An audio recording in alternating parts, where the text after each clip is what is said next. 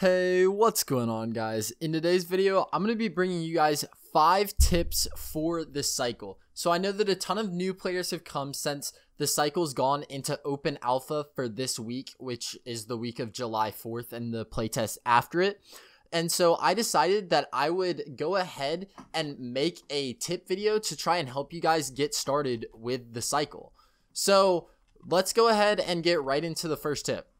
So coming in at the first tip, we have upgrading your weapons in the game. So to do this, I went into training mode and bought this sniper. So as you guys can see, it does 300 damage when it's like the lowest level. But if you open up the gear store again, you can actually upgrade it to increase the range.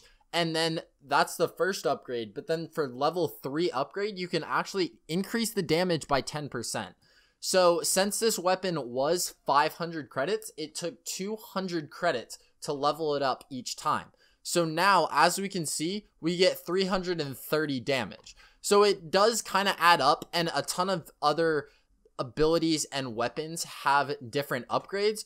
So one of my favorite things to do with this tip is getting the heavy turret and then upgrading it to level 3 because it decreases the cooldown by 20 seconds if you upgrade it fully. So then you can just keep on upgrading and keep on placing these turrets, which is so awesome trying to get the drill or something like uplink where you want to keep another team from getting it. But that's all for the first tip, so let's go ahead and hop into the next one. So the next tip is actually testing out all the weapons in this training mode. This way, you're able to know which weapons you want to choose in a game when the time comes. So for example, I know that I love the Scrapper just as an SMG, so I can just go and test them out for damage wise. See, this right bullseye, I guess, is the headshot. This is body shots.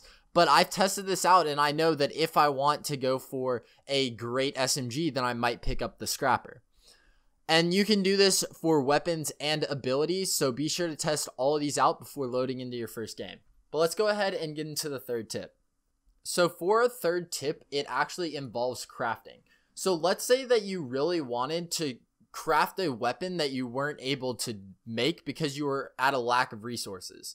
So a cool thing that the cycle's done is they've made it so that if you scrap a weapon, so I'm going to take this FF4 detonator Mark II. If we scrap it, we actually get the same amount of materials that we get for actually building the weapon. So you don't lose materials if you want to scrap a weapon. So let's say that you just like don't use, I'm pretty sure I have an ability that I can't purchase. So let's see here that I need 4 or 3 more power cells. So I can go to a primary weapon that has power cells, which I believe it's the Manticore. And I can okay, it's not the Manticore, but I can basically scrap it and get those materials. Let's go ahead and get into the fourth tip. So for our fourth tip, we have not going for PvP in games.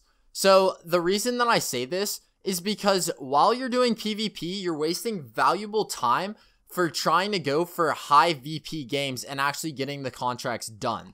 So if you want to get better at the cycle, I really suggest just going for the achievements, because the achievements will let you be able to get way more materials, which will let you craft more weapons, and it will also get you better at the game, just like better understanding for the game. So like I personally try not to go for PvP just because it really can hurt you.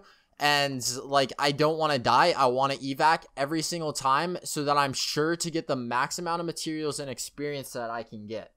So there is an exception for this rule that I have. So if you're behind of the first place team, you might want to go like camp evac with a bunch of turrets and try to get PvP, and don't let them escape, because that will not allow you to actually win the game. And this is, of course, if you don't have enough time to get more points or VP to try to win the game. And this is only if you're trying to go for first place. So our last tip, I actually kind of already touched on, and it's that you get more materials for the higher VP games you get. So they actually have different levels of the materials after the end game. So I believe if you get 20 VP or higher, you get at least the silver level. And then if you reach 30 VP, you end up getting the gold version of the materials. So the gold version basically just means that you get more more materials from the match. So guys, if you made it this far into the video, I'm actually going to be giving you guys a bonus 6 tip. I know you don't get 5 tips, now you get 6 tips. So it actually involves powering up the facilities. So basically on these little, I don't really know what they are surrounding the power up places, but they're these weird plants. So what you want to do is actually aim for the flowers because they give headshots, which is, it makes it go way faster because especially like with a hammer, you can 3-shot any of these. So let me show you guys right now.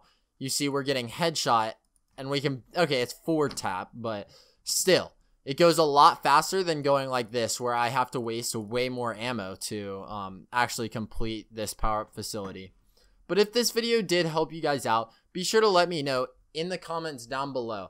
If you guys are looking to get your hands on a key for the cycle, be sure to check out the description because I put links to both the cycle homepage and where you can sign up for a key. But with that, I will see you guys in the next one. Peace.